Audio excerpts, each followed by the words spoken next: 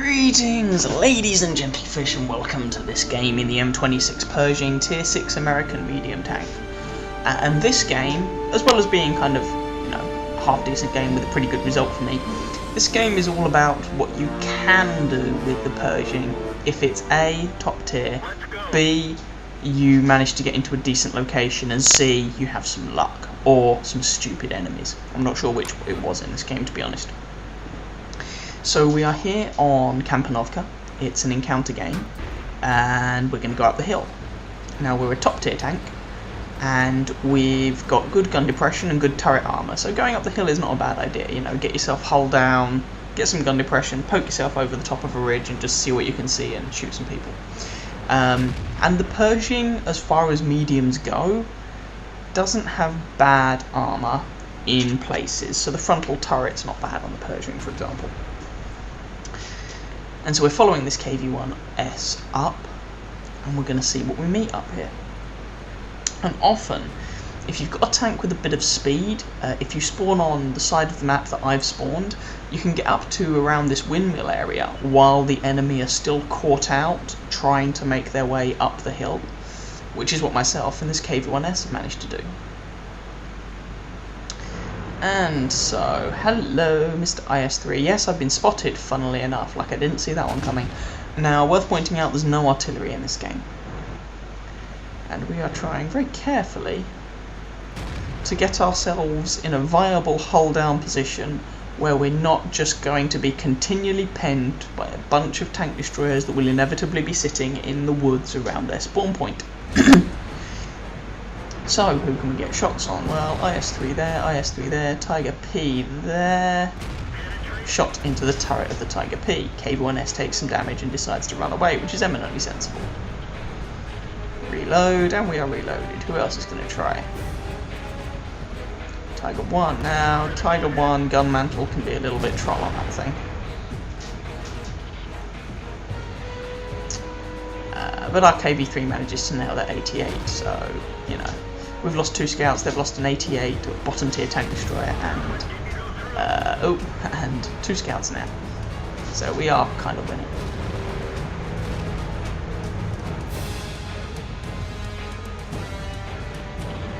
So let's see what we can see.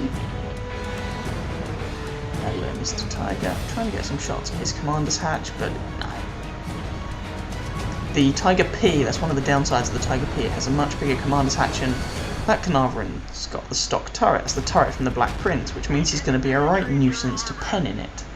I must confess, I don't actually know where the turret is weak on the stock Carnarvon. I'm going to have to find out. It's the same turret as the Black Prince, so I'll look it up. And hello, Mr. Tiger. Bounce again. And you can see I'm taking loads of shots to my turret front here, but they're just all bouncing off.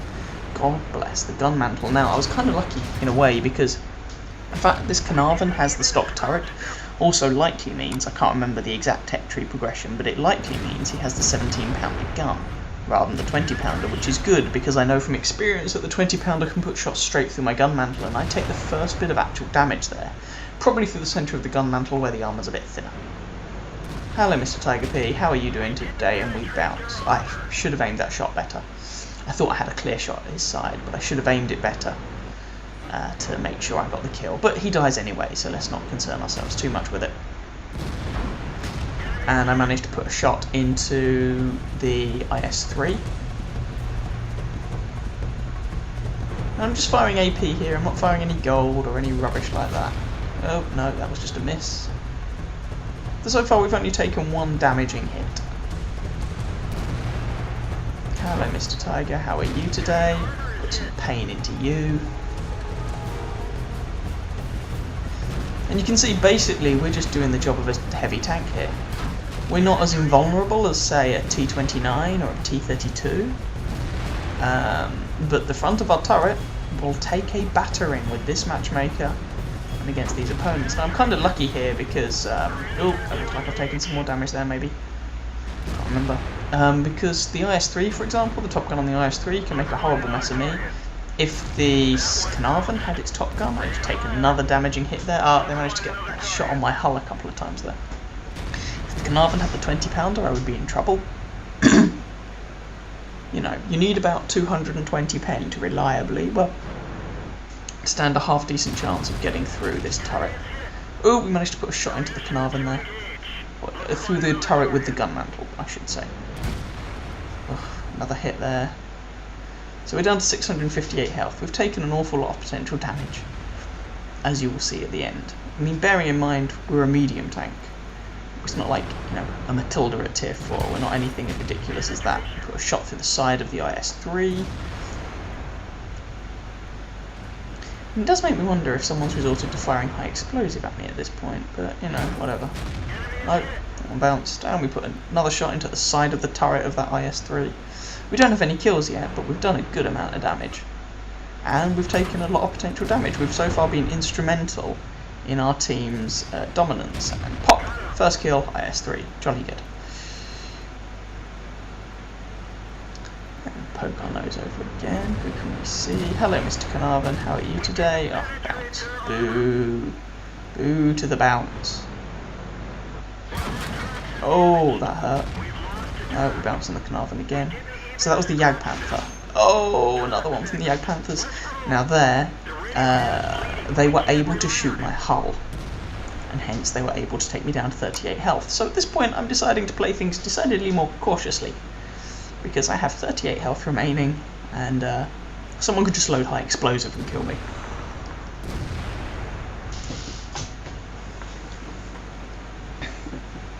Now I say in chat, well, this will be a steel wall, I hope, and I'm saying I hope because in order to get steel wall you have to survive. Put a shot into that Jagdpanther, but you can see that despite the amount of damage I've taken, we're only 8-8. The game's actually level, in terms of raw numbers anyway. We've got an extra tier 8 remaining, but they've got one more tier 7, one fewer tier 6. Hello, Mr. Jagdpanther, how are you today? I get spotted. So I rush my shot a bit so that I don't die and I don't hit the Jagdpanther as a result. Pop! Another shot into the Jagdpanther. Oh, I get spotted. There we go, bounce on my turret. Pop. And now we're suddenly 11-8 up. There were a bunch of guys on low health, and so they got kind of blitzed. And the front of my tank looks just ridiculously beaten up. So we come over here. We're going to relocate, try and get a different angle on the battlefield and see what we can see. Pershing has very good view range, and I've got binocular telescopes. So, ooh, Rheinmetall Borsig. Hello friend, how are you? Pop. Reload, reload, reload, reload, reload. And there's my second kill.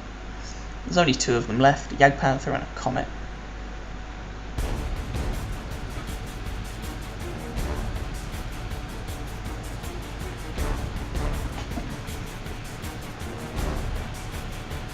And I know that both of the Jagdpanthers were down in the forest, and there's the other Jagdpanther. He's only on 200 and something health. Oh, K1S found and nailed the Comet. The Jagdpanther's screwed. 2 health, Jagdpanther dead, we win. So that was basically the Pershing being a heavy tank. And it is one of those tanks that, with the right matchmaker, in the right situation, and with a bit of luck or with stupid opponents, or both, you can almost treat it like a heavy tank.